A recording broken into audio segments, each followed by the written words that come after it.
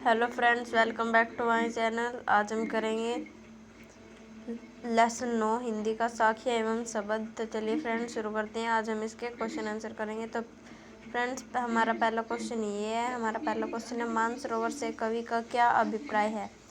तो फ्रेंड्स इसका आंसर है, मानसरोवर से कवि का अभिप्राय हृदय रूपी तालाब से है, जो हमारे मन में स्थित है। यानी जो हमारे दिल में तालाब है वो हमारे मन में स्थित है। हमारा दूसरा क्वेश्चन है, कवि ने सच्चे प्रेमी की क्या कसौटी बताई है। उत्तर है, कवि के अनुसार सच्चे प्रेमी की कसौटी यह है कि उससे मिलने पर मन की सारी मलिनता नष्ट हो जाती है, पाप धुल जाते हैं और सद्भावनाएं जागृत हो जाती हैं। तीसरा प्रश्न है फ्रेंड्स, तीसरे दोहे में कवि ने किस प्रकार के ज्ञान का महत्व दिया है। उत्तर, तीसरे दोहे में कवि ने अनुभव से प्राप्त ज्ञान को महत्व दिया है। ये फ्रेंड्स आपने तीसरा दोहा पढ़ा होगा, तो उन्होंने उसमें अनुभव से प्राप्त ज्ञान को महत्व दिया है।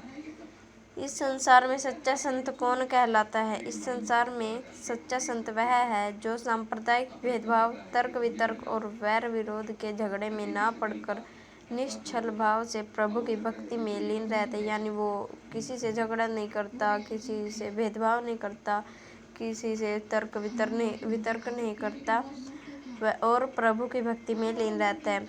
पांचवा प्रश्न है फ्रेंड्स, अंतिम दो दोहों के माध्यम से कबीर ने किस तरह की संकीर्णता की ओर संकेत किया है। अंतिम दो दोहों के माध्यम से कबीर ने निम्नलिखित संकीर्णताओं की ओर संकेत किया है। क्या है, अपने अपने मत को श्रेष्ठ मानने की संकीर्णता और दूसरे के धर्म की निंदा करने की संकीर्णता। है फ्रेंड्स हमारा सेकंड भाग है, ऊंचे कुल के अहंकार में जीने की संकीर्णता।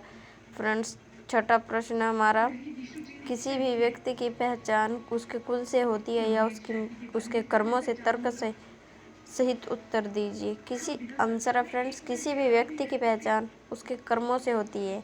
यानी वो जैसा कर्म करता है उससे उसकी पहचान होती है। आज तक हजारों राजा पैदा हुए और मर गए, परंतु लोग जिन्हें जानते हैं वे हैं राम, कृष्ण, बुद्ध, महावीर आदि। यानी फ्रेंड जो फेमस है उन्हें जानते हैं। इन्हें इसलिए जाना गया क्योंकि ये केवल कुल से ऊंचे नहीं थे, बल्कि उन्होंने ऊंचे कर्म किए थे। यानी जैसे लक्ष्मीबाई है, उन्होंने भी बहुत ऊंचे कर्म किए थे, तो इन्हें पूरी दुनिया जानती है। इनके विपरीत कबीर सूर यूलसी बहुत सामान्य घरों से थे।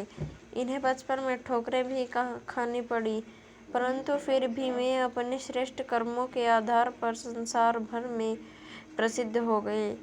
इसलिए हम कह सकते हैं कि महत्व ऊंचे कर्मों का होता है, कुल का नहीं। यानी महत्व उससे होता है कि जो हम काम करते हैं, कुल से नहीं होता।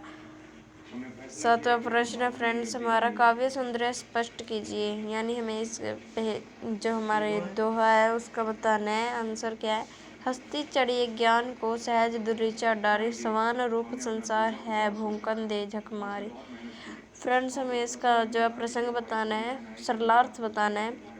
प्रस्तुत दोहे में कबीरदास जी ने ज्ञान को हाथी की उपमा तथा लोगों की प्रतिक्रिया को स्वान यानी कुत्ते का भौंकना कहा है। यहाँ रूपक अलंकार का प्रयोग किया गया है। दोहा छंद का प्रयोग किया गया है। यहाँ संदूकड़ी भाषा का प्रयोग किया है। फ्रेंड्स जैसे हिंदी इंग्लिश में ये भाषा होती है, उर्दू फारसी, तो संदूकड़ी भी एक भाषा होती है।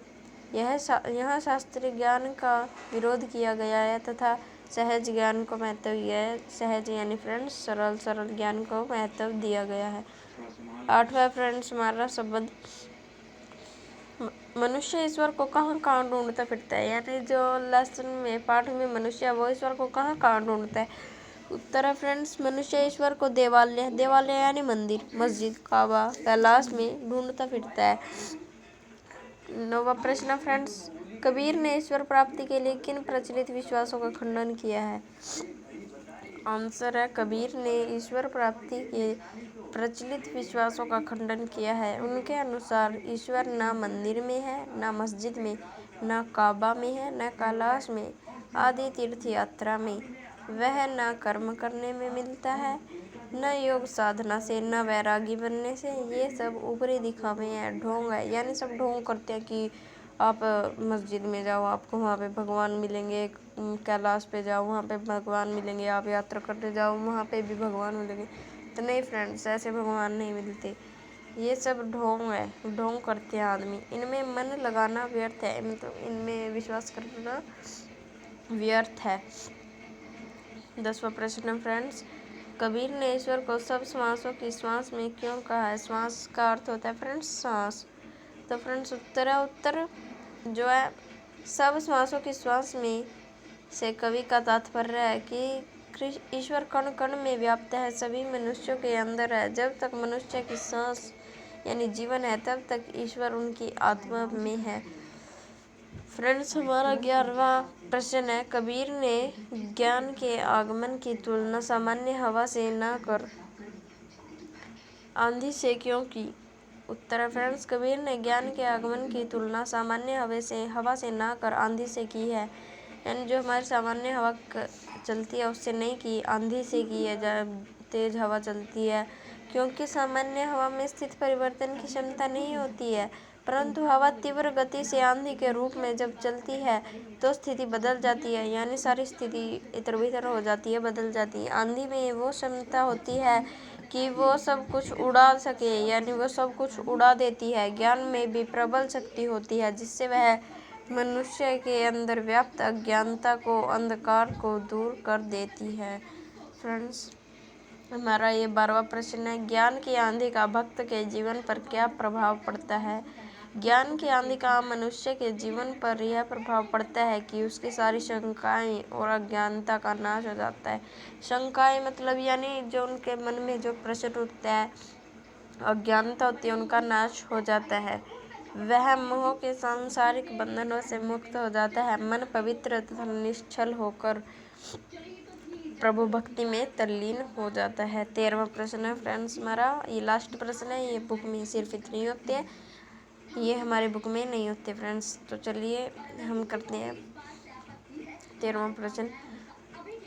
जो हमारा फर्स्ट भाग है वो है, हिति चित की दवा थूनी गिरानी मोह बलिंडा टूटा।